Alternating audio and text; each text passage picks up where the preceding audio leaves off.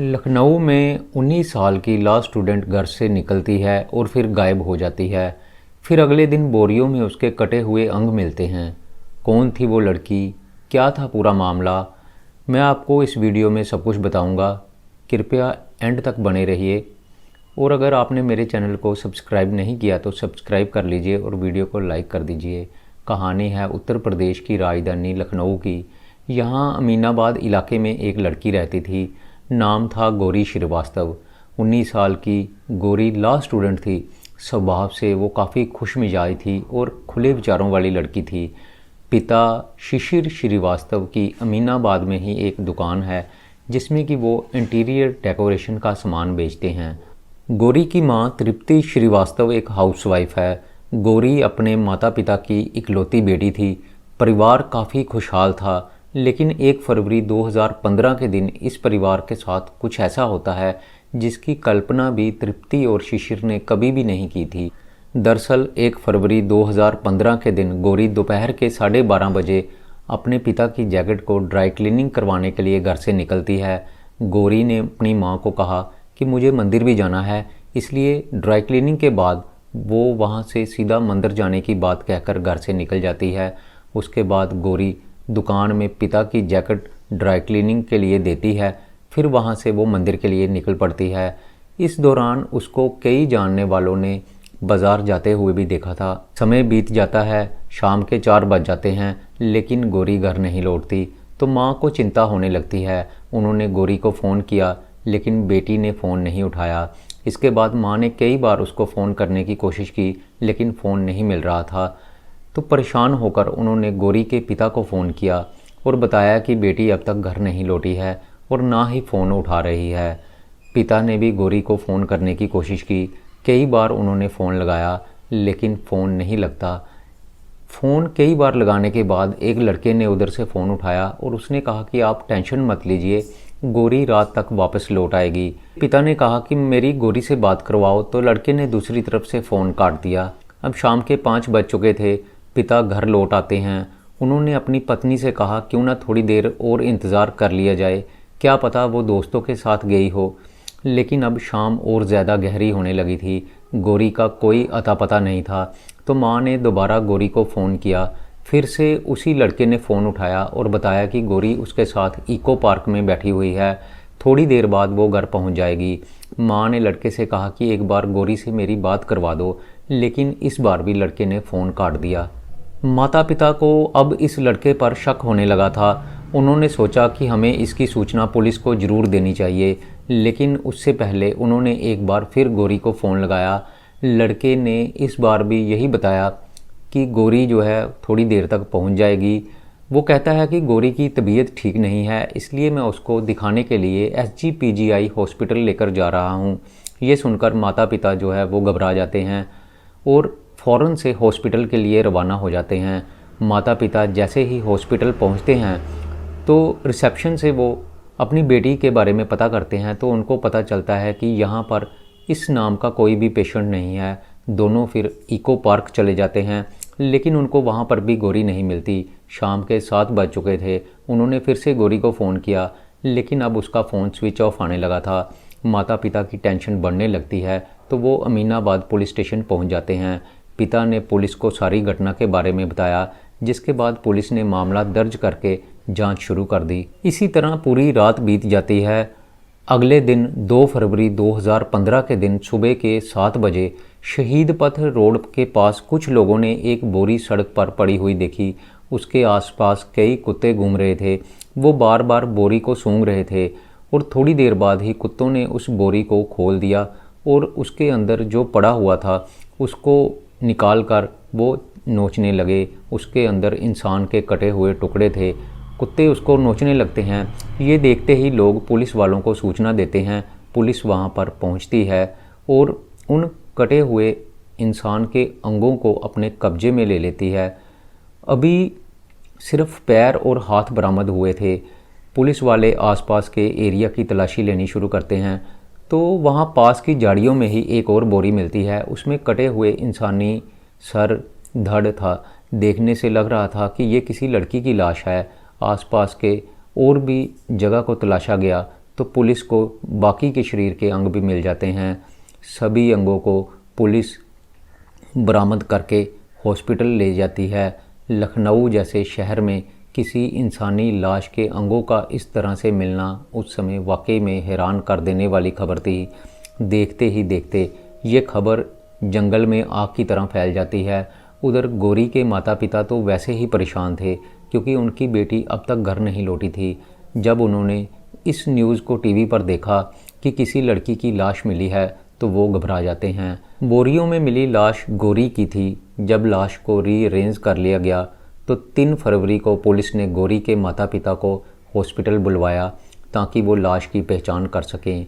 जैसे ही माता पिता ने लाश देखी तो वो फूट फूट कर रोने लगते हैं क्योंकि ये लाश गौरी की थी।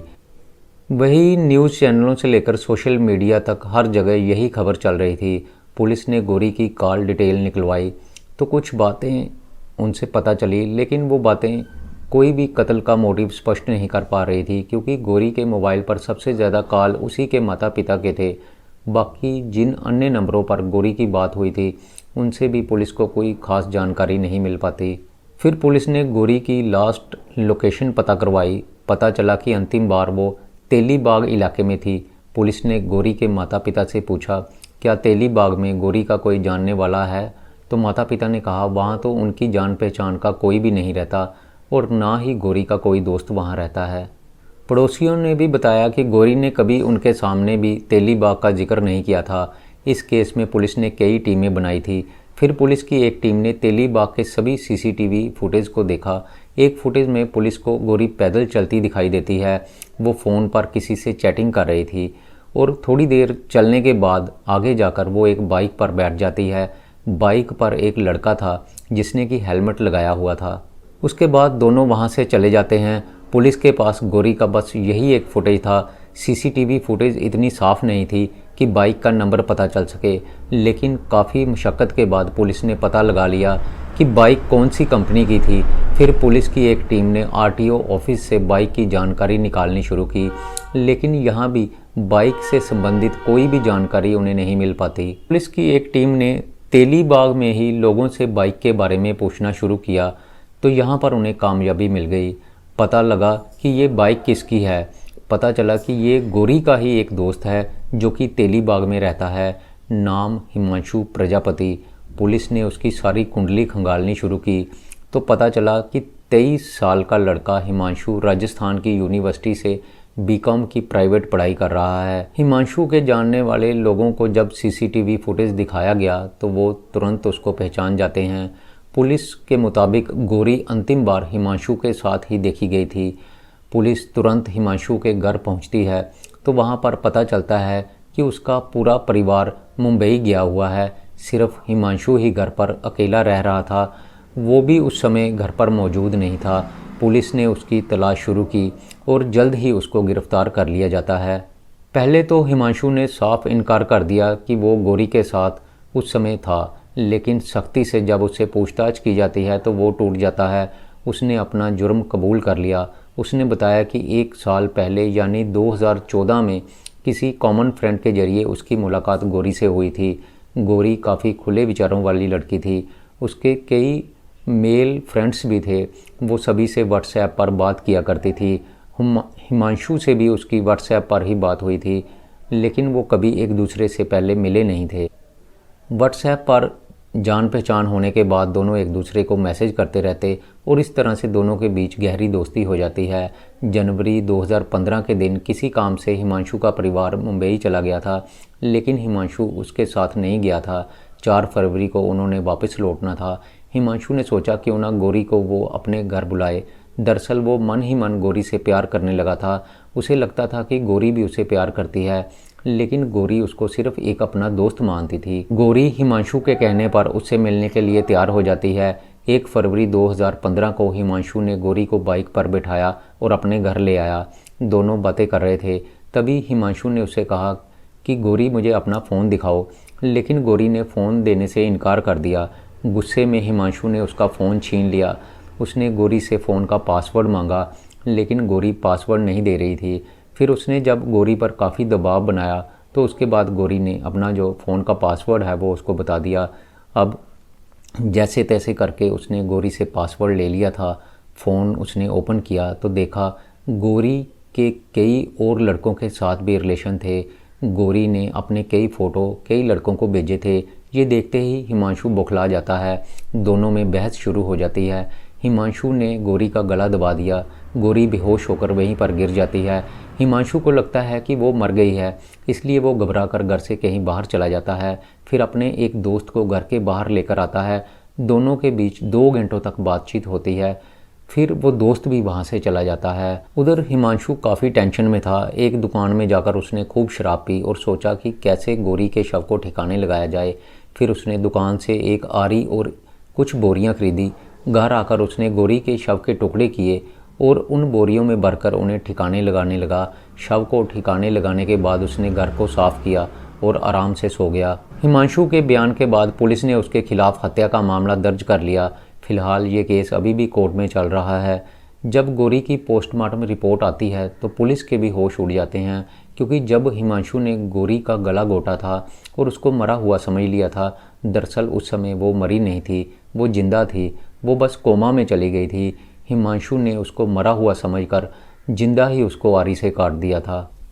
अब कोर्ट में जैसे ही मुकदमा दाखिल होता है तो पता चलता है कि हिमांशु ने जिंदा लड़की को ही काट दिया था। और ये सुनकर जज के पैरों तले भी ज़मीन खिसक जाती है कि कोई इंसान कैसे इतना निर्दयी हो सकता है। तो दोस्तों, आखिरकार हिमांशु पुलिस के शिकंजे में आ जाता है। उस पर कोर्ट में मुकदमा चल रहा है और उसको सख्त से सख्त सज़ा दी जाएगी। इसीलिए कहते हैं कि कोई भी मुजरिम चाहे कितना भी चालाक क्यों ना हो, एक ना एक दिन वो पुलिस के हाथे चढ़ ही जाता है। और इस केस में भी ऐसा ही होता है।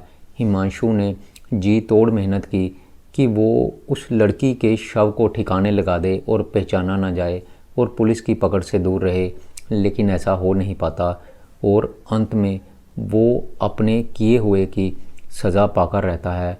तो दोस्तों, मेरी ये कहानी आज की यहीं पर ख़त्म होती है। मैं फिर आऊँगा आपके लिए एक नई कहानी लेकर। तब तक के लिए नमस्कार, जय हिंद।